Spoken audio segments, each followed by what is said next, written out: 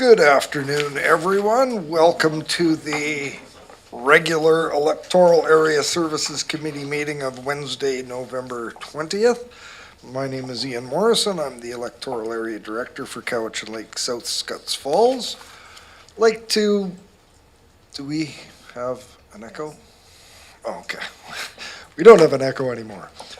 Like to just begin, once again, welcome everyone. I'd like to make note that if you've got electronic devices, that they be either turned to mute or silent or off or something like that.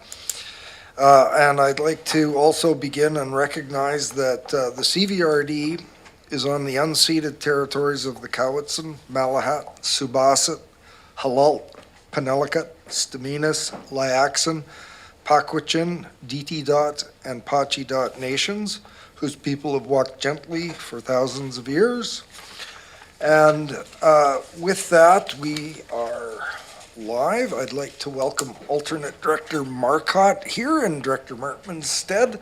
And we have quorum, and we have a relatively light agenda. That doesn't mean that we have to fill any extra space today. I think we can get through this fairly quickly. Director Marcotte's having a little technical issue in getting online, so he won't be on camera, but he will be participating with the mic as everybody else will be. We can have a fairly relaxed meeting here, and with that, I think, I'd also like to note that any recommendations from today's meeting will be going to the next board meeting, which is Wednesday, November 27th, 2024. And with that, I turn to Ms. Boyd and ask, what have you got for us? Thank you, Chair. May I please get a motion to approve the agenda? Moved and seconded. Any discussion? Seeing none, all those in favor? Any opposed? None opposed, the motion carries. Number 2, we move to the adoption of the minutes, that the minutes of the Electoral Area Services Committee meeting of November 6, 2024 be adopted. They've been published and distributed, moved and seconded. Any discussion? Errors or omissions? Seeing none, all those in favor? Any opposed? None opposed, the motion carries. Ms. Boyd. Thank you, Chair. There's no business arising from the minutes. We move to the public input period. Yes, please. The public input period is to offer the public an opportunity to comment on any agenda items before the committee considers the item. The public input period procedure policy allows for an allotment of 15 minutes where the speaker is welcome to comment on any items on the agenda up to a maximum of 3 minutes. This excludes items that are or have been subject to a public hearing. Input from the community is valued and appreciated. We request that input is presented in a friendly and respectful manner. Your cooperation in maintaining a safe, respectful, and orderly environment is greatly appreciated.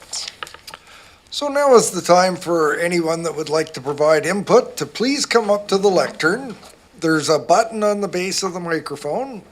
If you would introduce yourself and tell us which item you would like to speak to, and you have 3 minutes. Good afternoon, and thank you very much for giving me the space to speak today. My name is Barbara Gray Wixton, and I'm a resident of Electoral F and live at 5711 River Valley Road, which is the property that is directly abuts one of the proposed variance permits that is on the agenda today. I just actually received the notice that the recommendation from staff is that this be denied, but I'd also like to have a few questions that I may ask to the submitter, I guess is the right name. We wanted to know what the objectives of, there's 2 lots behind us, and we'd like to know what the objectives are for this permit and what their plans are for the future, and why they were applying for the variance in the first place.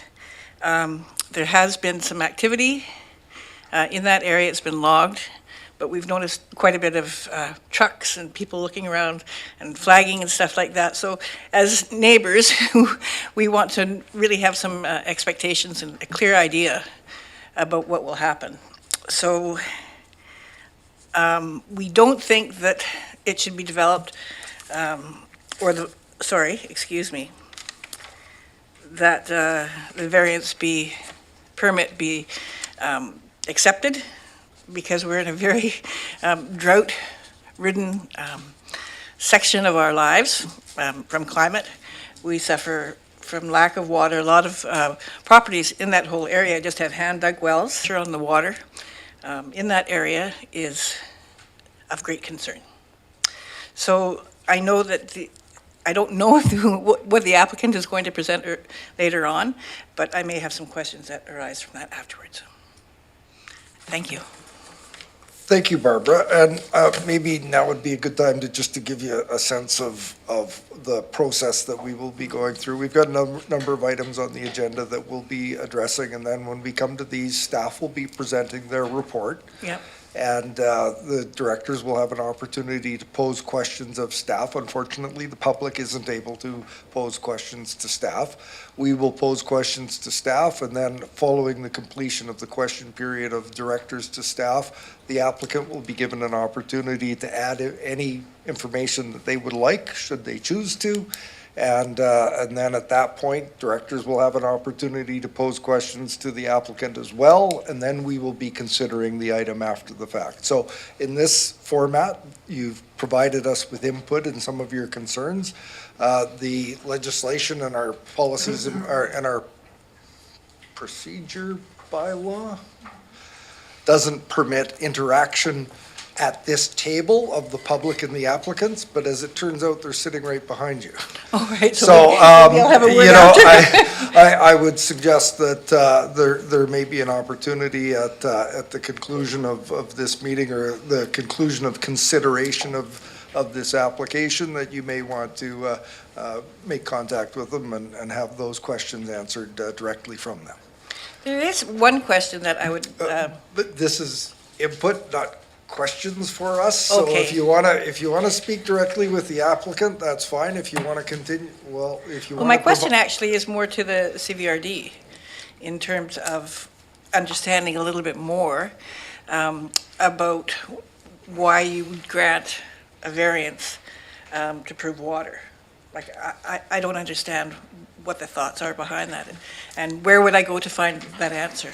You see that lovely lady sitting right there behind you? Yes. That's the staff person that's written the report. And Okay. I'm sure that she would be more than willing to provide you with the information and the rationale as to Okay. why. Perfect. It's all in the package that we've read and prepared for All right. this meeting. So I'm sure that Ms. DeBenna would be more than willing to help you out with your questions. Okay, great. Well, thank you again for the time, and I look forward to hearing your report. And thank you for your input. Is there anyone else who'd like to provide public input today that's not an applicant? Seeing none, Ms. Boyd, next item. Thank you, Chair. We have no delegations or correspondence. We move to grant and aid requests.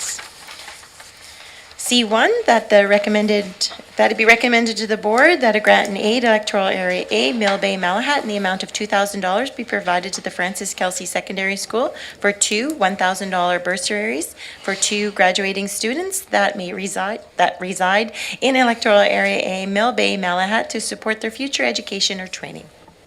Moved by Director Segal, seconded by Director Wilson. Any discussion? Seeing none, all those in favor? Any opposed? None opposed. The motion carries. Next item. C2, that it be recommended to the board that a grant and aid Electoral Area A, Mill Bay, Malahat, in the amount of $2,000 be provided to the Coatson Secondary School for two $1,000 bursaries for two graduating students that reside in Electoral Area A, Mill Bay, Malahat, to support their future education or training.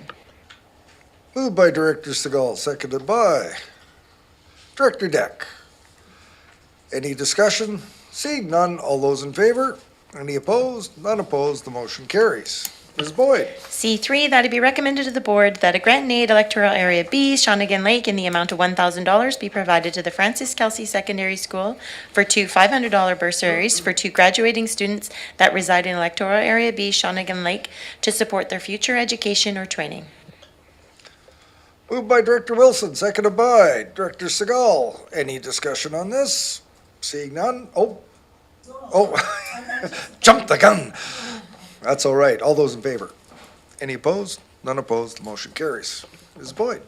Thank you, Chair. That it be recommended to the Board that a grant in aid electoral area I, Yubo Mead Creek, in the amount of $400 be provided to the Cowichan Estuary Restoration and Conservation Association to support the assessment of glass fiber in the Cowichan Estuary and its impacts on the benthic fauna and the food chain. Moved by Director Deck, seconded by Director Segal. Any discussion on this? Seeing none, all those in favor? Any opposed? None opposed. The motion carries. Ms. Boyd. C5, that it be recommended to the Board that a grant in aid electoral area I, Yubo Mead Creek, in the amount of $500 be provided to the Cowichan Lake Arts and Cultural Society to assist with the cost of printing 2,000 art brochures for the upcoming year. Moved by Director Deck, seconded by Director Nicholson. Any discussion? Seeing none, all those in favor? Any opposed? None opposed. The motion carries. Next item. We have information items, IN1, Electoral Area C, Cobble Hill Community Parks Advisory Commission minutes from November 4th, 2024. This is an information item. Director Wilson and I've got a query. Director Wilson, go ahead. Yeah, thank you, Chair. This is something which has come up before, which is a concern to me, and it's a tough job taking minutes at these meetings here. But to me, in this particular case and in other cases as well, the minutes that are presented do not present the full picture of what was actually discussed or the subjects which came up. Certainly from looking at the notes that I made, there's a lot of stuff which is missing here. It's not the fault of the person who's taking the minutes because they're not trained in shorthand or whatever it is called nowadays. Is there any other way that we can ensure that the minutes that are presented represent a true picture of what was actually spoken about or discussed at these meetings? I'm going to refer to Ms. Boyd in a second, but this is a discussion point that has been had for years here. And I guess the best response that I would have is that we follow a format, 4 minutes from the board through committee and through our commissions. And our minutes reflect not discussion, but actions. And so I know that there's been a number of requests as to how to have the minutes of committee and commission meetings reflected.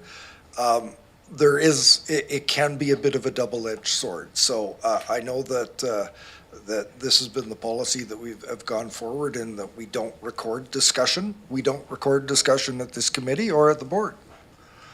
We record motions and resolutions and the like, and that's the nature of the policies that we follow. So that's my best understanding of it, and I would turn to Ms. Boyd. Do you have anything to add? Thank you, Chair. No, I think you've summarized it very well. We do capture the resolution of the committee, commission, board, and discussion is not recorded, unfortunately, for your understanding there. And I had one, Director Nicholson, go ahead. I concur with Director Wilson's concern. I find it not helpful at all to see a recommendation, yes or no, without understanding what has been covered in the discussion when it comes to commissions within the community. So I'm wondering if this is something that we could refer to the governance committee to maybe look at, or would that be appropriate? Ms. Boyd? Thank you. Through the chair, yes, we can. We can look at the procedure bylaw as we've just had a session last week, I believe, and we discussed about the procedure bylaw and the process and amending that, and we can take a look at that if you like.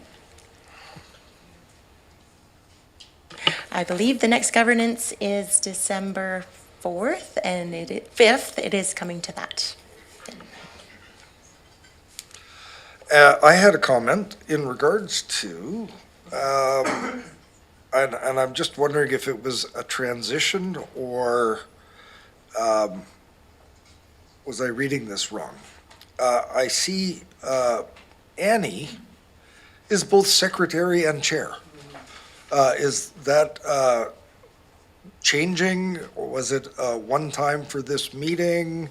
Can you enlighten us? Yeah, I can answer that one. Lynn Wilson, who was the chairperson of our Parks Commission, now is an employee of the CVRD.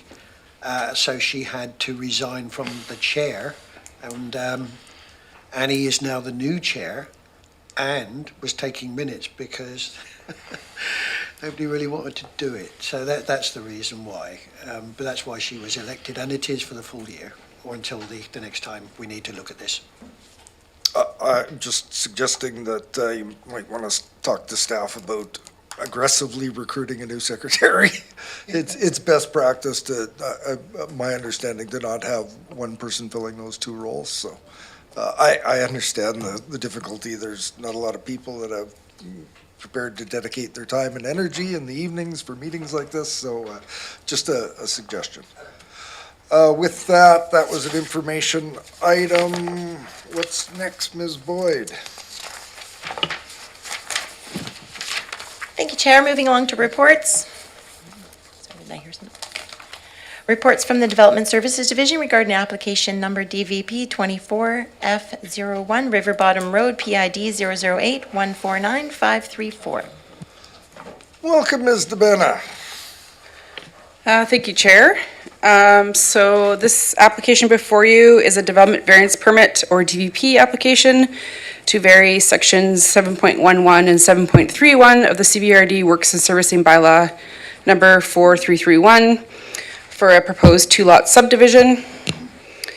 Specifically, the applicants are proposing to remove the requirement for proof of potable water for the larger proposed Lot B only, which will be measured at approximately 28.4 hectares in area. If you go to the next slide, you can see the lot I'm referring to.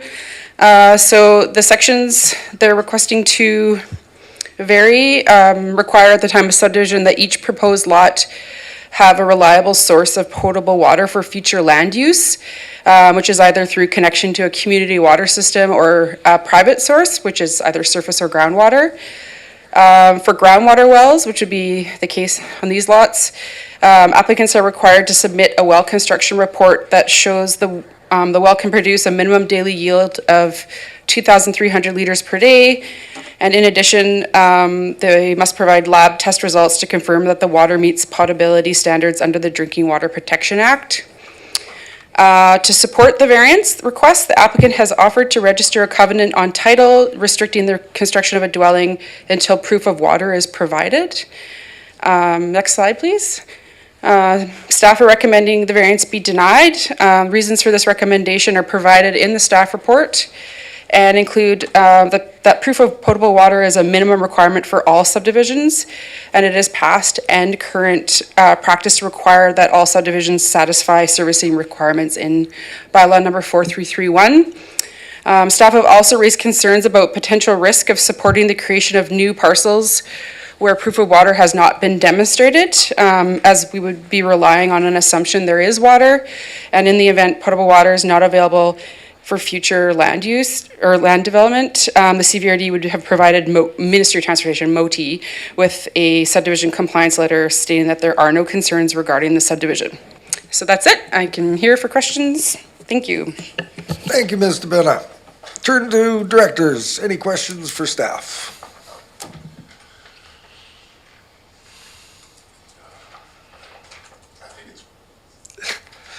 Director McClinton. I have questions, but I think it's for the applicant, yeah. So Fantastic. Any further questions for staff? Seeing none.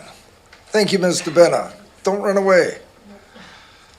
Would the applicants like to provide us with any input on this item? And keep in mind, we have sort of a mirror image coming up right after this one. Yeah, so Welcome. Yeah, thank you. Thank you for the opportunity to present this afternoon.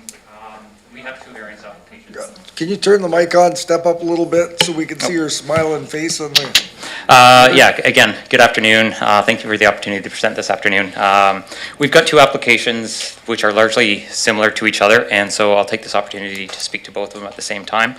The requested variance is to defer the timing of when a well will be drilled on the large remainder lots that are currently proposed to be subdivided. It isn't to eliminate the need. It is a matter of deferral. So the timing as to when a well will be drilled These large parcels that are being subdivided, there are two large remainders, around 28 hectares and 13 hectares, and they are currently rezoned and used for forestry use, which do not require wells on them. Well drilling can be a very costly, and deferring it until there's a specific need or intended use to allow for a better assessment of actual water requirements avoids overspending on a system now, and it ensures that when a well is drilled, it is in an optimal location, thus reducing the redundancy of having to put a secondary well if the lot is ever used for an alternate use other than forestry.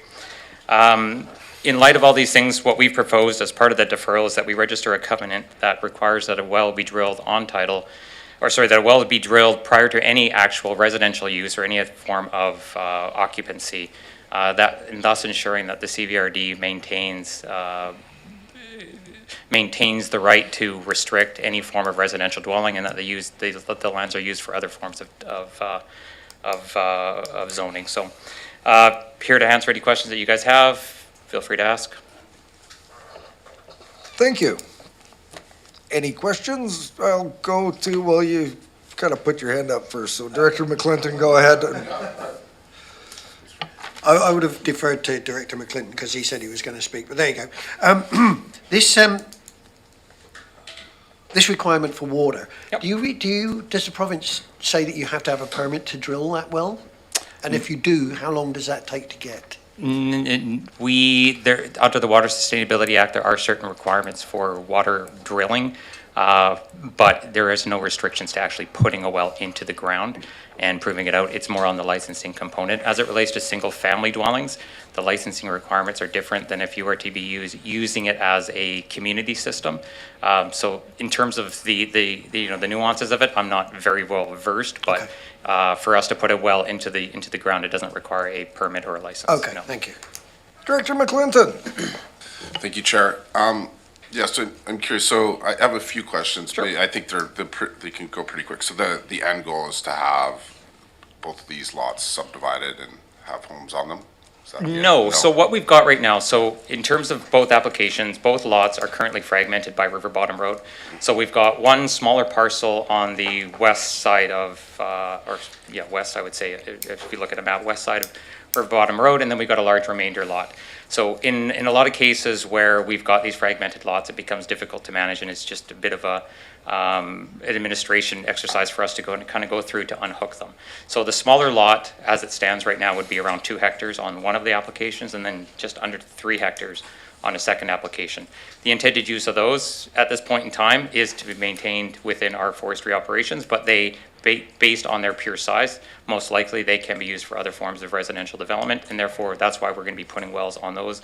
We are proving out septic on those as well. But the larger parcels to the east of River Bottom Road, because they are larger holdings and they do abut our major land assets, those would continue to be used for forestry operations. And then, like I said, if those uses ever changed, if there's ever a change in direction and guidance as to what we want to do with those, then at that time we would look to drill wells on the property. And Go ahead. yeah, thank you, Chair. And how many test wells do you need to drill to prove out? Yeah. Well, it depends on if you hit water or not. So as long as you could go down 30 feet and hit a gusher and you have no problems meeting the minimum daily requirements, or you can go down 450 feet and hit a dry well. So it's really hard to say, but what we have to do is we have to drill the well, prove the amount of potable waters meets the minimum daily requirements, and then from there do a test, send it out to the lab, prove that it meets the Canadian Health Water Guidelines, and then submit those to Ministry of Transportation as well as the CVRD. You can have a third. No, I'll yield for now. I may have another one. Any other questions for the applicant? Director Wilson. Yeah, bear with me for a little while here. I was just looking up the aquifer maps here. Do you happen to know which aquifer this one sits above? Well, land alert, Hold provincial. that Yeah. question. I'm gonna suggest, is it gonna turn off that easily? This was a pre-planned, we're done? Wow, that's impressive. Okay, continue, Director Wilson. Sorry, I'm looking up the, excuse me, the observation wells, and I'm just wondering which aquifer this one sits above, and if there is an observation well associated with it which shows the levels that, for instance, aquifer 197 has an observation well, and I can see the levels for the last 10 years. So I'm just trying to find out if they've I gone don't on believe, this one. to the best of my knowledge, I don't believe there is. I know a lot of the wells that are existing in the area are old legacy wells. And, based on the wells research, there isn't a whole lot of documentation as to what the well production is on those lots. The other important consideration is that, the variance request is a matter of deferral in our view. Should the variance be denied, we'll simply go forward and put the wells in. We'll go in there and spend the money, we'll put the wells in. What we're trying to say is, these are larger lots. The likelihood of finding water, in our view, based on our experience of other developments, is that we're gonna find water, whether it's in one hole or, 500 feet from the other hole. And so rather than going in there and spending $10,000 to $20,000 just to prove water, what we're requesting is that it would just be deferred to a later date. Okay. Actually, I just found one which is close, so it looks pretty good. Thank you very much. Thank you. Yeah, one other question, this may be better for staff, but does, I should know this, but I don't. If it's for staff. Well, maybe the applicant answer. I just wonder, are any residential homes permitted on forestry land? Or Yes. What's your zone? It is? Yeah, so the current Yeah. zoning allows for a residential dwelling on it, as well as under the Private Managed Forest Land Act, there are certain list of permitted uses, and residential dwellings is a permitted use as well. Do you know how many for the size of lot that you have? Is it One. one? Yeah, Okay, one thank you. well. Any further questions for the applicant? Great, thank you very much.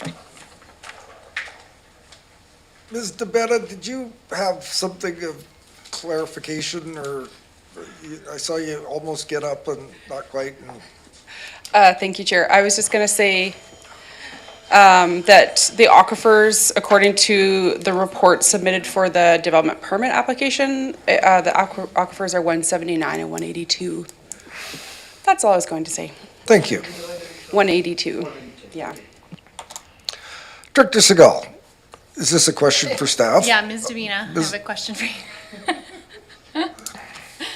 I just want to clarify the conversation, the questions have been about water, but reading in the report, it also mentions that the OCP policies do not support subdivision with the forestry designation, and the local area plan also seeks to protect forest lands and prevent rural sprawl. So I just want to clarify there are multiple levels of rationale for your denial.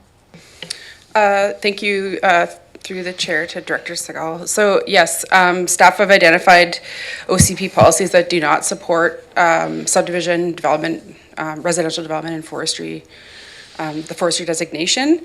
And these lots are zoned, well, this lot, we're talking about this one lot right now, is zoned F1 with forestry. But the staff report points out that while there's a minimum parcel size for the F1 zone, but in this particular case, there's a clause in the Area F zoning bylaw that allows for subdivision of hooked or lot split, or whatever, split by a road. So if this was a situation where it wasn't split by road, then we wouldn't be talking about a subdivision at this point. Yeah. Does that answer your question? Yes. Okay. Director Nicholson. I'd like to make a comment on that point if I can.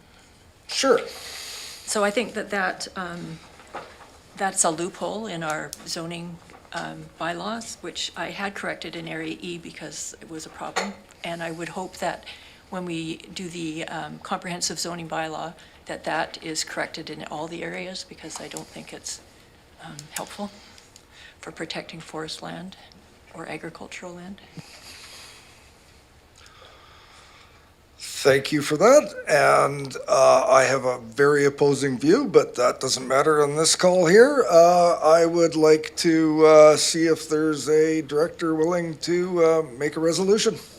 Director Nicholson, I move the staff recommendation. moved and seconded. Any discussion on this item? Seeing none, call the question. All in favor? Any opposed? None opposed, the motion carries. That will go to the November 27th board meeting. Mr. DeBetta.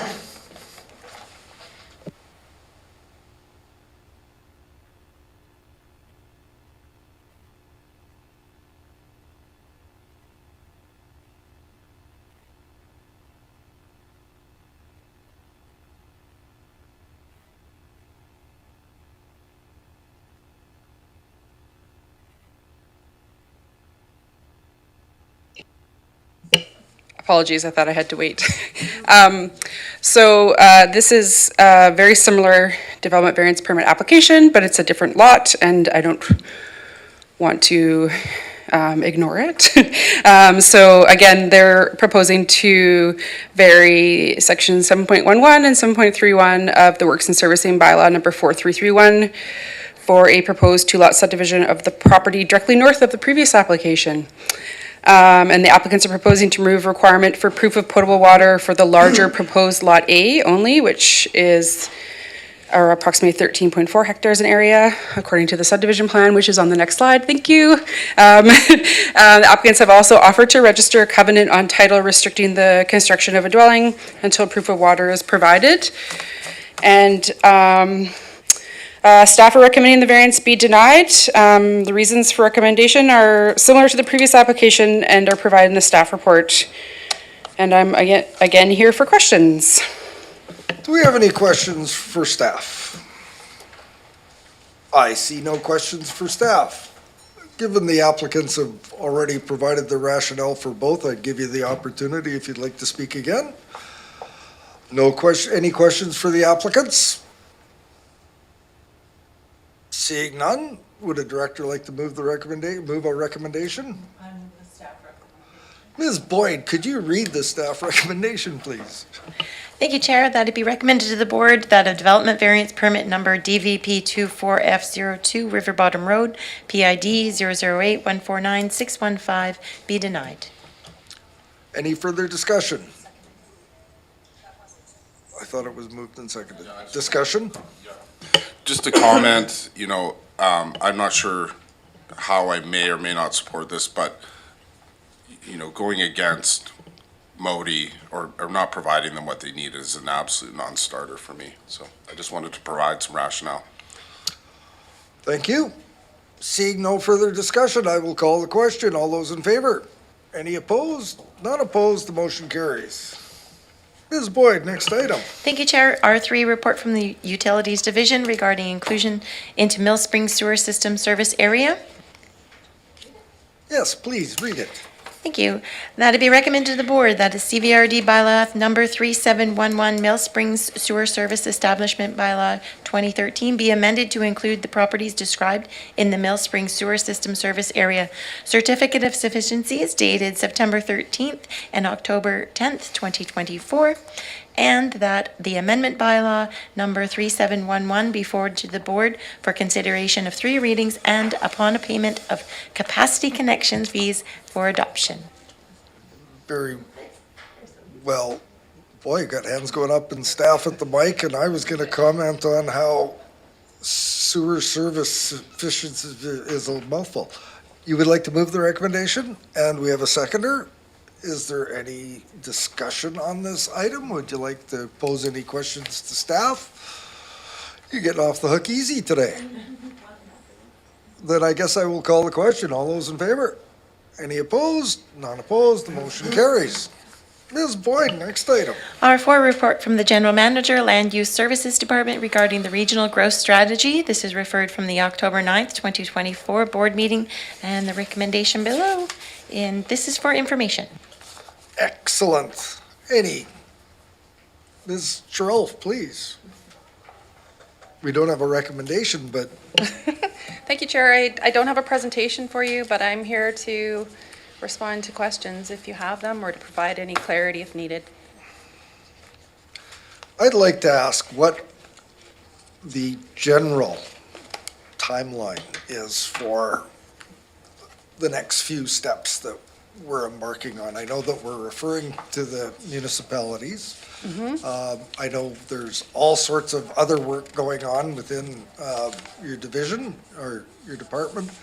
What could we expect as far as responses back from this, next steps, further work, that sort of thing, just maybe the next 6 months or a year? Sure. So, per the board's resolution, the report was referred to municipalities. We have had 2 municipalities respond back with appointments to the steering committee. That includes North Cowichan and the town of Ladysmith. And neither of those municipalities or the municipal councils provided any comments on the draft terms of reference. So we're still waiting to hear from Lake Cowichan and City of Duncan. And I've been in communication recently with City of Duncan, so I expect something to go to their council fairly soon. I don't anticipate bringing a report back to committee until early 2025. And my thinking is that at that point, staff would be asking the board to confirm the steering committee appointments and ask the steering committee to work through the draft terms of reference to confirm, what is palatable for all parties, and to then bring that back to the board for ratification and potential re-referral to municipalities if that is desired. It's, I think, fairly early days in terms of where we're at in the process, and it's important to recognize that at the end of an RGS development process, all municipalities and the CVRD board will be asked to accept the RGS, and ultimately you want all of the partners that have been involved in the development of the RGS to accept it. And so if your goal is acceptance, then we want to be working as collaboratively as possible through the process to ensure that respective needs are met, et cetera. In terms of timeline, I think more detail could be provided early January. There was a rough timeline for the project that was provided in the staff report to the committee of the whole, looking at a sort of roughly a 3-year process, with the first year really focused on 2 key components, that being getting a really good picture of the servicing capacity and needs within the region, looking at roads, drainage, sewer, water, et cetera. And then also having conversations with our local First Nations to understand what their sort of interests and needs are, and how our regional growth strategy may benefit First Nations as well. So I think until steering committee is kind of up and running and has a chance to kind of dive into the details, that it'll be difficult to provide any clearer timeline than that. Thank you for that. And just as a quick follow-up, but I know I've got other speakers here, I guess my interest is around the fact that this is a referral that came from, was it the board or committee of the whole? It came, doesn't matter.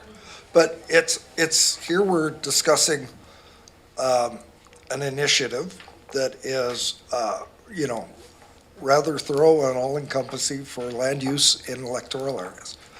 And it needed to be referred to us for us to have the discussion. And for some reason, that feels backwards to me, in that the board as a whole has to refer items to us for a discussion that is mainly our principal focus for being here and being a committee. So I'm curious as to where this is going to reside in the grand scheme of things. Is this going to be a reporting back to committee of the whole or board? And if we want to have a specific discussion, will we as a group at the board or committee of the whole have to refer it back to the electoral area services to have a discussion amongst ourselves? So where will you ultimately be reporting to with the steering committee and the works that are produced from that? Thank you, Chair. So in response to the sort of the first question around where, perhaps why would this have started with committee of the whole? The reason for that is that our regional growth strategy is not limited to land use. It will look at a variety of different matters that are applicable to electoral areas and the region as a whole. So it is appropriate that it starts at that level. This body obviously contains, the membership of this body is a significant stakeholder in the process, and I would suggest that engagement of this committee through the RGS process could be built into the engagement plan or the consultation plan, so that there is a sort of a framework for input to the process. Yeah, I don't know much Oh, that's fair enough. more to say at this point. Thank you. Director Segal first, then McClinton. Thank you. I have a bunch of questions, so I guess I'll just ask one. Okay. So the steering committee is staff, correct? And then I guess, right, this is coming off Director Morrison's question around, then it goes to committee of the whole, or do these processes ever run through an appointed, like, committee of the board, like an RGS committee? Is that common, or is that not?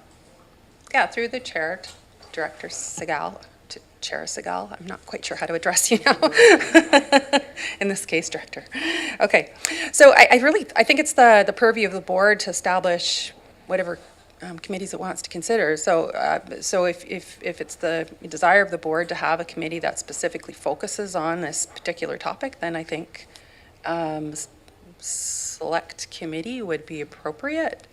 So that could perhaps be part of the discussion when the report comes back, or when you get closer to discussion around potential resolution to move forward. Mm-hmm. And so then for the appointment to the steering committee, I can't remember if the RCVRD representative was in that report, or if that will come in your 2025 report. So there was a draft terms of reference for the steering committee that was provided as part of the report, and that named the general manager land use services as the representative. It wouldn't necessarily need to be the general manager land use services, but and it would be up for the board to decide when that comes forward to formalize. Director McClinton. Thank you, Chair. Yeah, a couple quick questions. So typically, well, actually, I don't know what's typical, but I would guess that feasibility studies typically don't have steering committees. Is that fair? And so I guess my question is, why does a feasibility study need a steering committee? So, through the chair, I think that it's important, given that, again, at the end of this process, the goal is to have consensus and mutual understanding of what the RGS will deliver, and confidence in the product that's been developed, that there is oversight on the development of the product jointly between the CBRD and the municipalities. So really, I see the role of the steering committee in every stage of the process, from developing the terms of reference for the RGS, for the board's consideration, development of the request for proposals that'll go out, so that, you know, everyone's clear on what we would be asking a consultant to do, how we would engage with the parties we need to engage with, and also oversight of the work plan and the budget. So that there's full transparency is, I think, what we're aiming for. Yeah. Thank you, Chair. Yeah, so that I think that answers my question. So it really is about getting consensus on the feasibility study. Is that correct? Okay. Some of the wording there. So, and then will there be a clear delineation from when we're moving out of the feasibility study into possible, like, because so that I saw you nod, so I'll take that as a yes. Mm-hmm. My final question is it true that once we head down the path of the regional growth strategy, that there's really no off ramp? Like, once you start, then, and I'm just looking to know if that is the case, and when we'll know that we're on that track, that we can't get off. So through the chair, so a board resolution to initiate an RGS is one thing. That's starting a process, right? And what's envisioned is a 3-year process to develop the RGS. It doesn't come into effect unless, like I said, the board and the municipal councils agree for that to come into effect.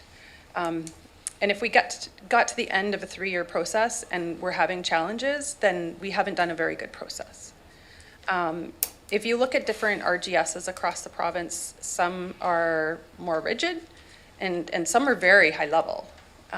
So it may be about finding the sweet spot for the CBRD in terms of the level of regulation that's desired versus not.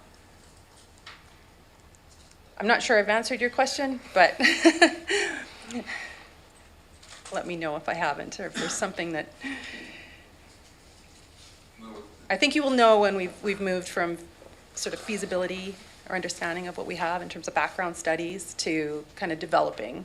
And that, like I said, if we refer back to my report from October, it was a 3-year process with that first year being focused on kind of like, what is our current situation? What do we need to do? And then in year 2, starting to build out potential scenarios or growth scenarios, essentially.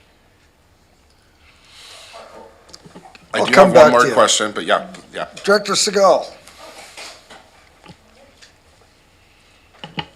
Thank you. So in the spirit of building common understanding, I'm wondering if you can just explain why an RGS is better than just having an OCP. What kind of benefits do we get out of that? Through the chair. So I think that, I spent a lot of time thinking about this too. I mean, I'm also a taxpayer in the region, and anything that sort of looks like it might sort of push us into increased taxes, I mean, that is a concern for me as well. So when I look at it, all of the municipalities in the CBRD have created official community plans. We kind of manage growth in our own way, but we do that in isolation. And we're not really thinking regionally about how best to service that planned growth and whether or not that growth it makes sense when you look at it from a regional perspective and you bring into consideration key issues like transportation, transit, active transportation, conservation of large tracts of parkland, for instance,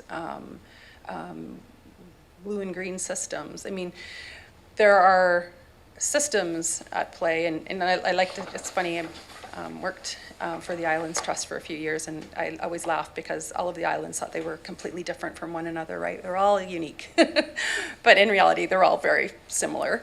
And I think the same applies here. We have, I mean, everybody's unique, right? But there are a lot of commonalities in our across our region, in our communities, and things that I think we can do better if we share.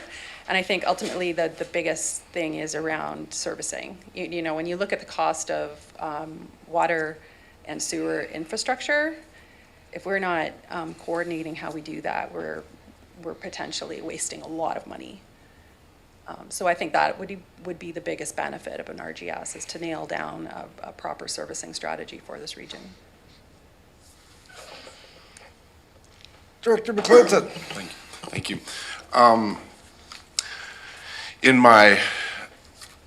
I'm sure you've seen my previous ways I voted on anything to do with this. I'm been pretty opposed to it, and recognizing that I'm in a significant minority, I've spoken with as many people as I can on this issue to see where my thinking is flawed.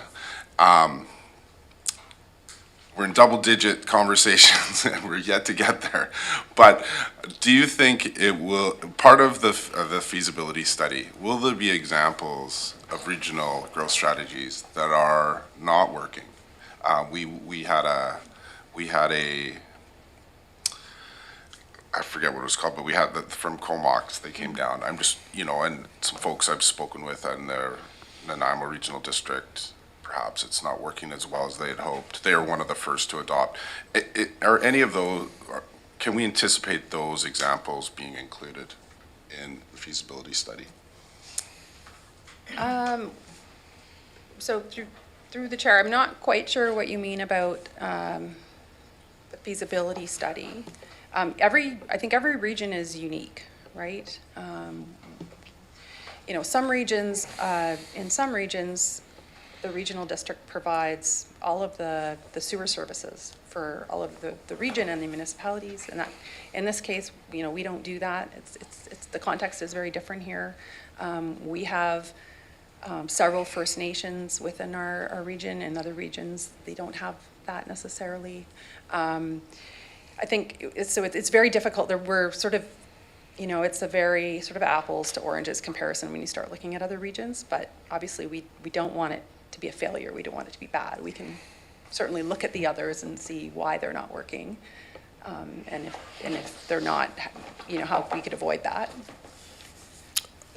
I'm going to jump in now because I'm sort of dovetailing with Director McClinton, and I realize this is an information item only, but I can share that there's many of the things you've touched on, sewer servicing, curbside services, those sorts of things, which I think our staff are top drawer excellent at providing. And when suggestions that the regional district become the service provider in our region for other orders of government or other jurisdictions, it's not very well received. And when we've had, as in the workshop and the provincial government come and share the virtues of RGS,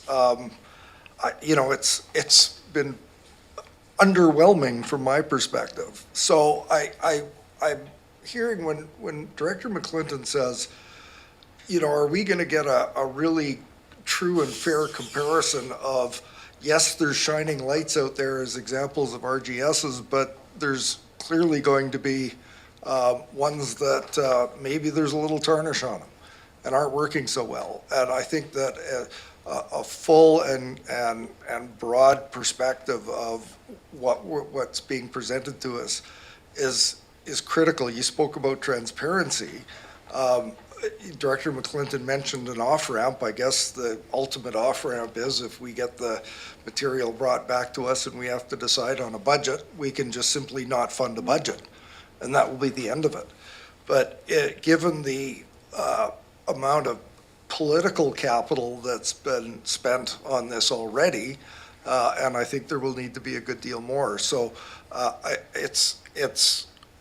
guess where I'm coming from on this is that I think we need to have clearly defined guideposts or benchmarks or matrices where we know that this is going to be the next step forward, and this is made in a full and informed decision by all of us. And at this point, I've been fairly reserved in my remarks around this because I think that we have a responsibility to all of our taxpayers and the people we represent to provide the best level of service, whether it be curbside, whether it be sewer, water services.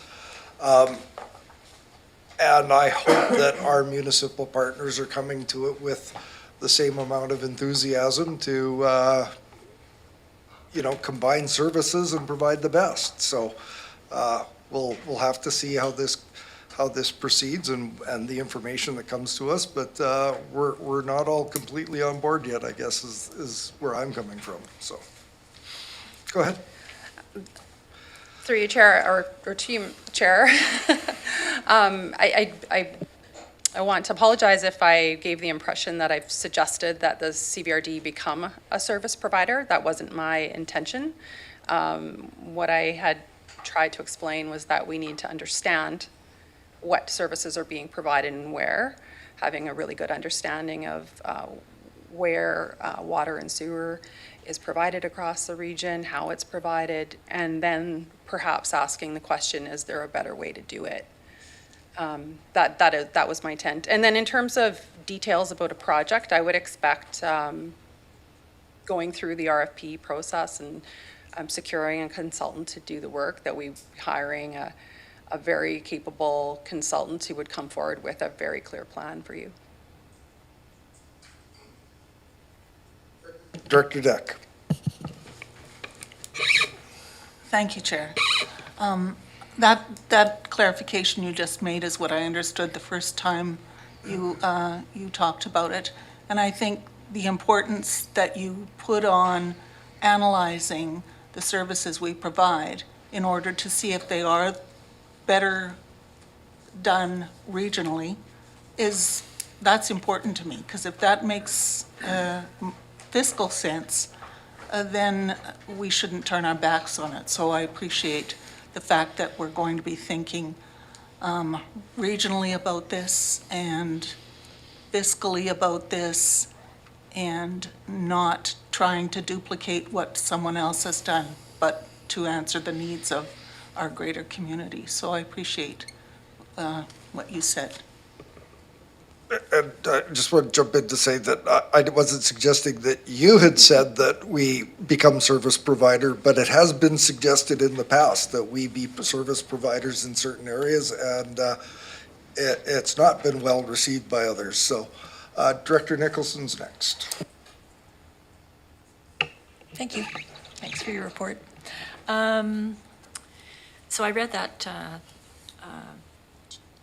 ministry technical guidance thing, and what it says is that each regional district will have its own reasons for preparing an RGS.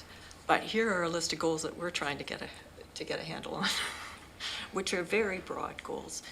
But I do think it speaks to maybe ESC having a conversation about what's important to EASC out of this process.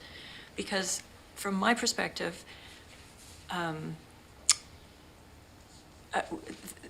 this region has changed a lot in the last 10 years. The growth is pretty incredible if you drive through the region and, try and think about what it was like before.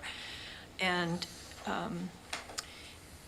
so the growth is coming, and it's here now, and it's going to get even more intense.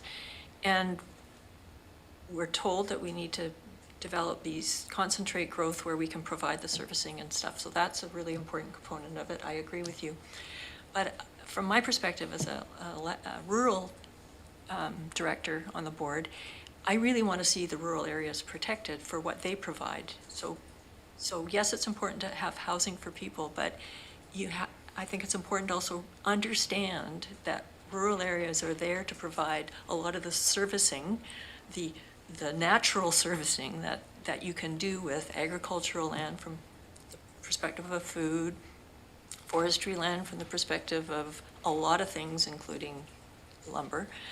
And so we really need, as electoral area directors, to think about how we want to manage growth in those areas, because really I think our prime function is to provide those rural services. So that's what I'm looking for, and I think water is at the core of it, because as well as infrastructure servicing, like turning on the tap because it comes from the Duncan's water system or whatever, we have been, I think, guilty of a lot of sprawl development in the rural areas, and all that sprawl development puts pressure on our aquifers. And we need to understand where, it's sort of a risk assessment, I think, from a water perspective, of where it's less risky to develop. And yeah, I think we really need to do that from a water perspective. So I am looking for that kind of work to be done technically. And then my other thought when I read this again was moving forward, it is absolutely needs to be a meaningful plan. So we need to have a meaningful input from First Nations. And so I believe that we're going to have to actually do a much more facilitated approach to welcome them and bring them to the table. I don't think this idea of sending letters and asking people to participate anymore does it at all. And it's going to cost money, and I believe it would be money well spent, because they're part of the community, and with climate change, there's going to have to be some reckoning on where we're going to house people, and what that looks like should be part of the discussion, right?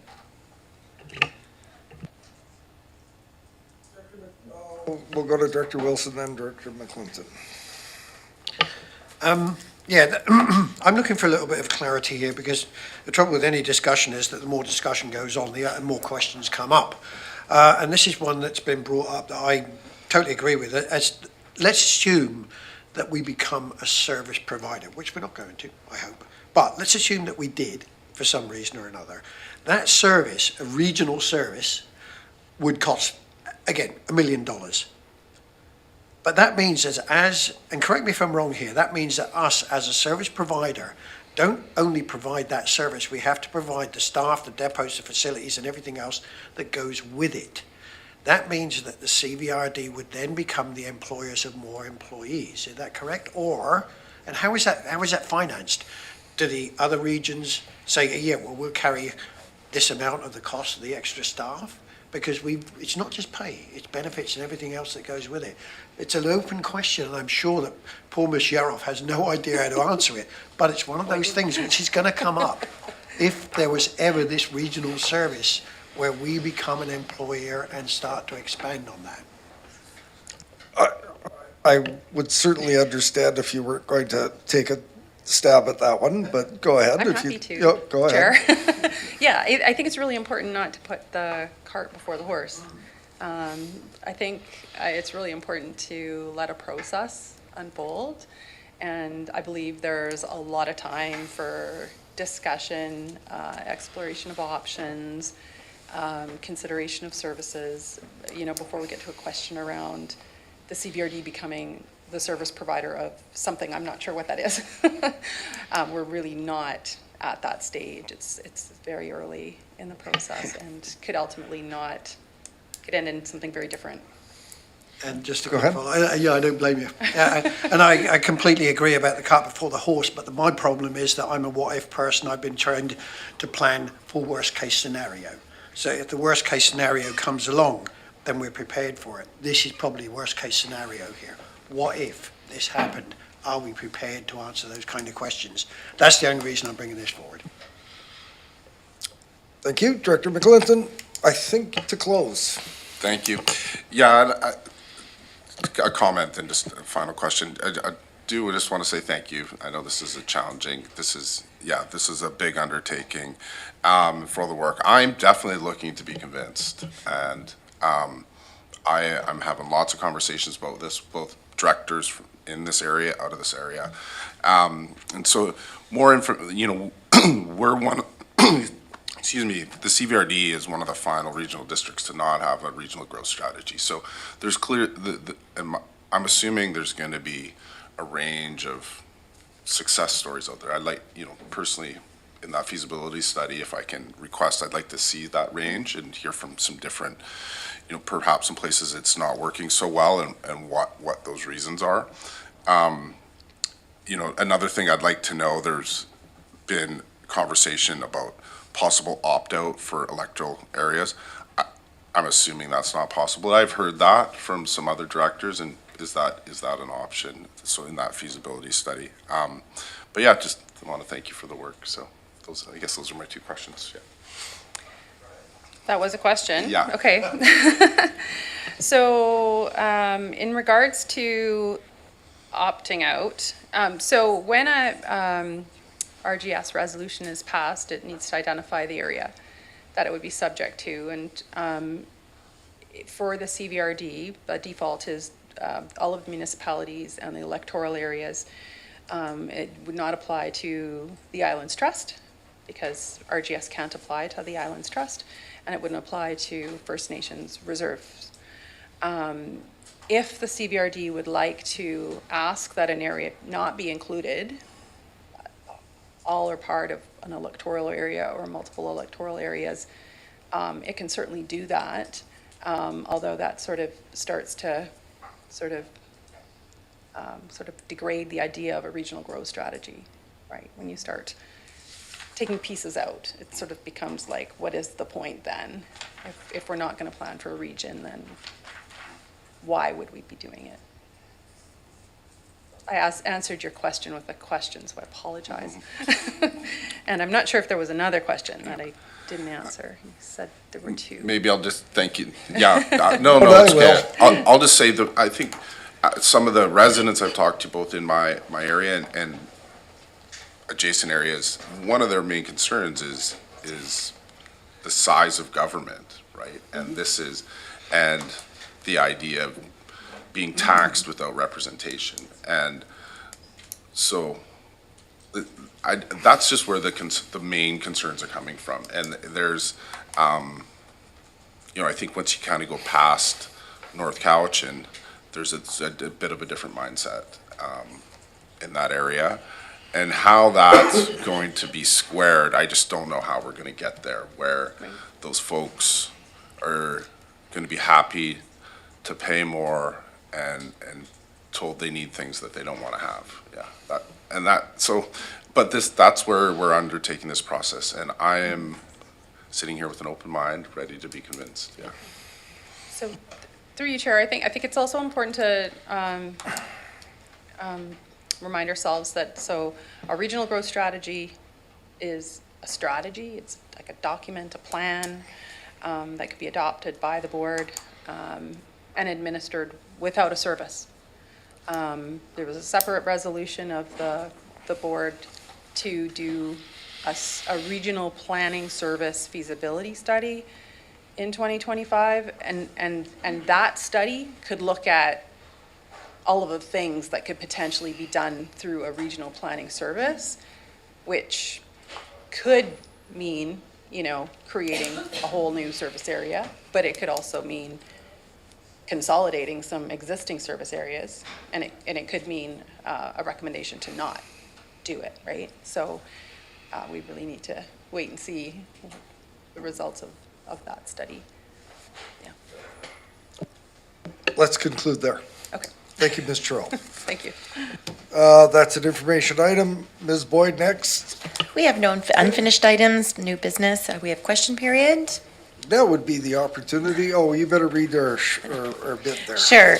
The question period is an opportunity to offer the public to ask a question regarding the business of CVRD. The question period allows for an allotment of 15 minutes and is comprised of two parts. The first is reserved for questions directly related to agenda items.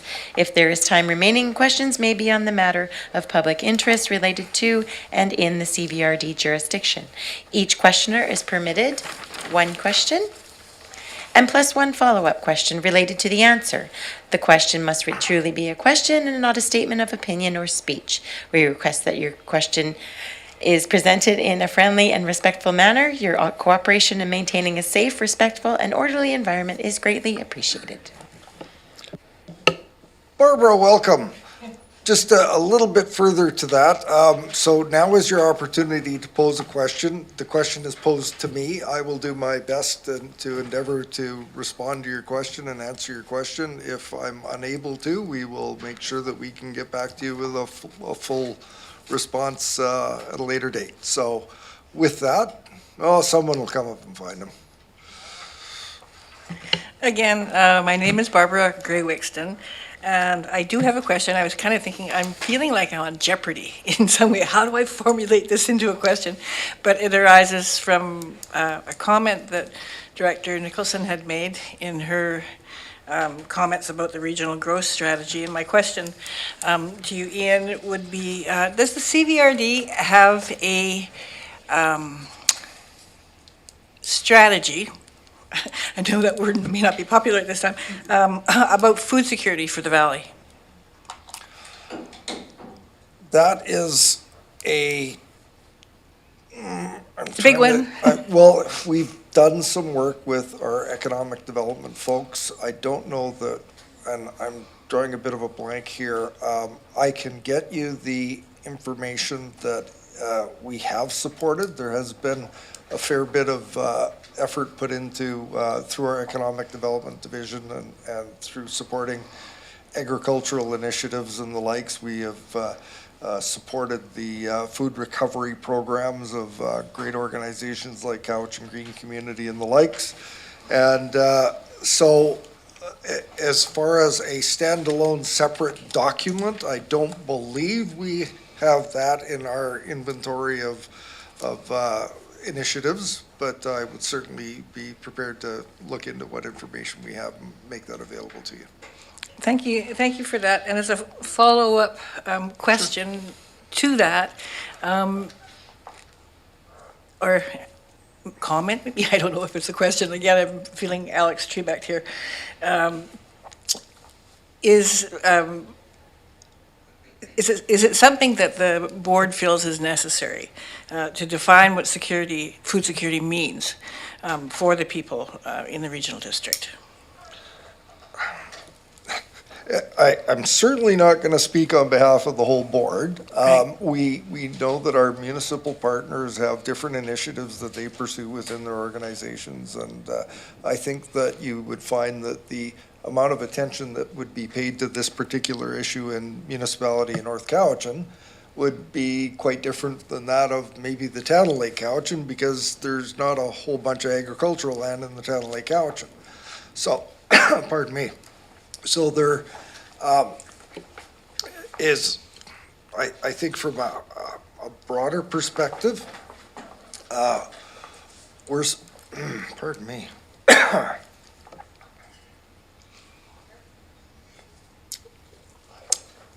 This is, I'm good. For a food security perspective, we're doing, I think, what we can, but we haven't done a standalone separate initiative, is the best way to describe it. All right, thank you for that. Is that something you'd be interested in? Yes, very much so, if I can say that, because I think that food security is much broader than agricultural initiatives and what's available to farmers and the rest of it. It deals with people as you mentioned earlier, in towns, outside of towns, people living rurally, and in very different electoral areas. So I think it really behooves the board to consider what that whole notion is and represents.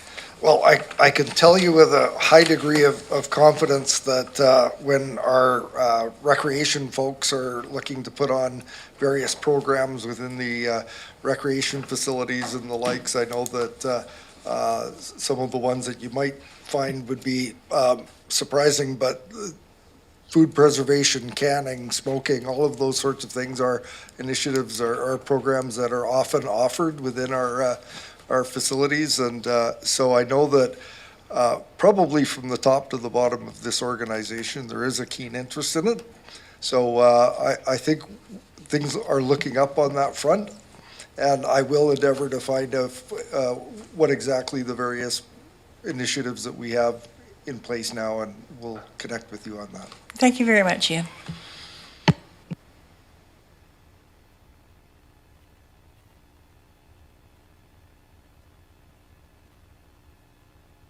Thank you, Chair. We move to the closed session. The motion that the meeting be closed to the public in accordance with the Community Charter, Part 4, Division 3, Section 90, subsections as noted in accordance with each agenda item. CSM 1, Closed Session Electoral Area Services Committee Minutes of November 6, 2024, and CSR 191G, Litigation or Potential Litigation, and 91I, sorry, my glasses are old, that the receipt of advice that is subject to solicitor-client privilege, including communications necessary for that purpose.